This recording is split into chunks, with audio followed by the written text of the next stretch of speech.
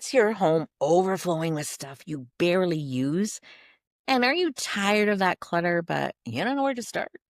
Well, whether you're moving to a smaller place or you're just sick of the chaos, these 7 downsizing hacks will help you clear your space, stay sane, and actually maybe even enjoy the process. I'm Heidi Brown, a local realtor, and I help people struggling with stuff get ready to move on to their new and exciting chapter in their lives. So, are you ready? Let's go. So, let's start with the step number one, and that is starting early and taking it slow. The number one piece of advice I give my clients: don't wait until the last minute.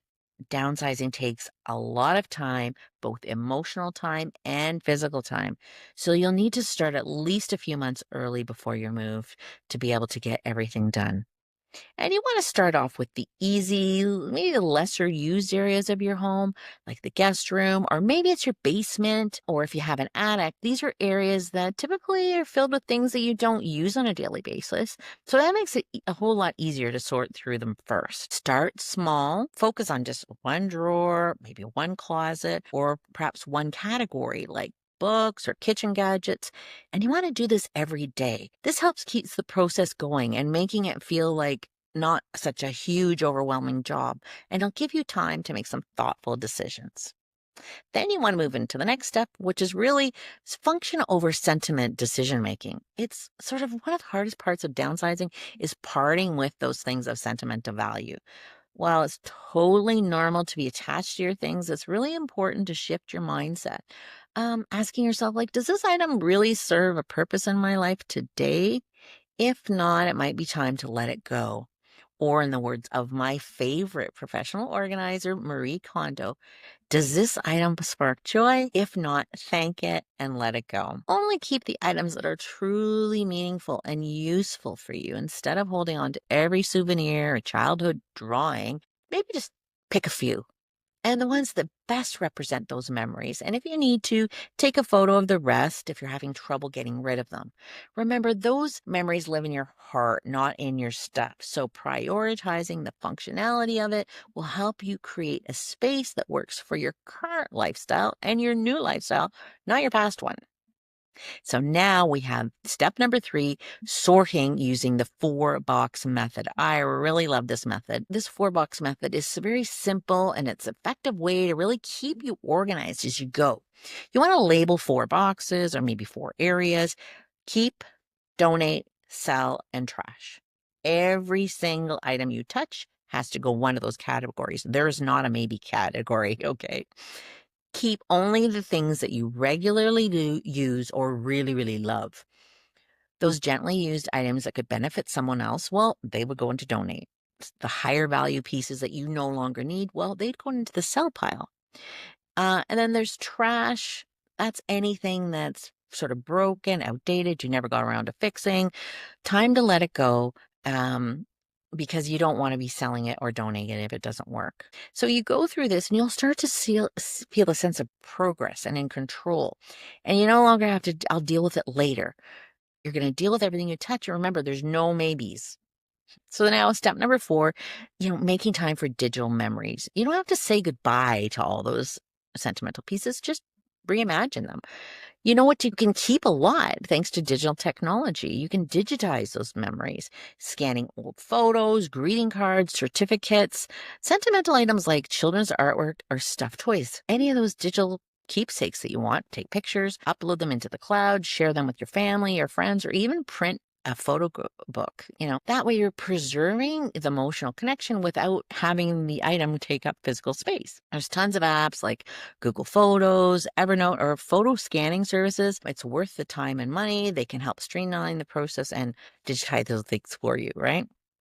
So next, you want to measure your new space and think about what your new space is going to look like.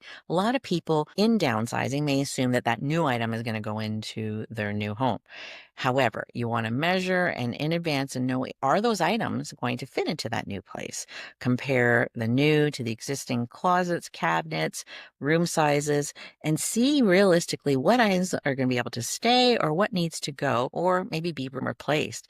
That process will help you visualize your new space, work out a layout. So when the movers get there, it's going to make it a whole lot easier to make that happen. And who doesn't buy new furniture as well? So maybe this is time to get new furniture for your new home and get rid of the old, right? So there's lots of apps for that to help you along the way as well.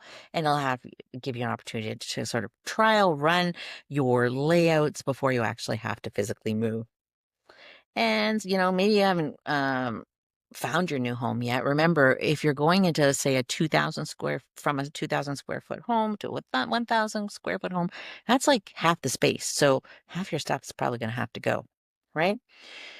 So when it comes to that donating or selling things, you want to do it smartly. And when you've got those piles, which are probably pretty decent sizes, you want to think about where to sell the items. Now, there's tons of places to do it online. Facebook Marketplace, there's sites like Poshmarks, there's even sites that specialize in art and China and things like that. You'd be surprised how many sites there are and what people are actually looking for. Those gently used clothes, kitchen items, furniture, well, there's lots of churches and shelters or donation centers and sites like Habitat for Humanity would love that kind of stuff. And of course, the recycling, do it responsibly. Check with your local municipality and find out when their recycling days are or drop-offs, and if maybe even they have a heavy pickup date. So all of this will not only lighten your load, but you'll feel good knowing your items are going to someone that could really use them. So take the time to make those decisions and to get your things a new home. And last but not least, don't be afraid to ask for help. Downsizing is a huge job, and it's totally okay to ask for help. Whether you lean on family members, friends, or you actually hire professional organizers or moving specialists, they really are experts in their areas. They can make this whole process easier and, sometimes even fun. So if you're unsure how to get started, some of them offer free consultations and will even create a custom plan for you. Downsizing isn't just about stuff. It's about making room for what really matters. When your space is lighter, you feel lighter. So whether you're preparing for a move or you just want less chaos in your life, use these tips to take action today. And hey, if you need help with more downsizing, organizing tips, or the next steps in your real estate journey, I'm here to help to make that smooth and simple. So please feel free to book a call with me today. Thank you for watching.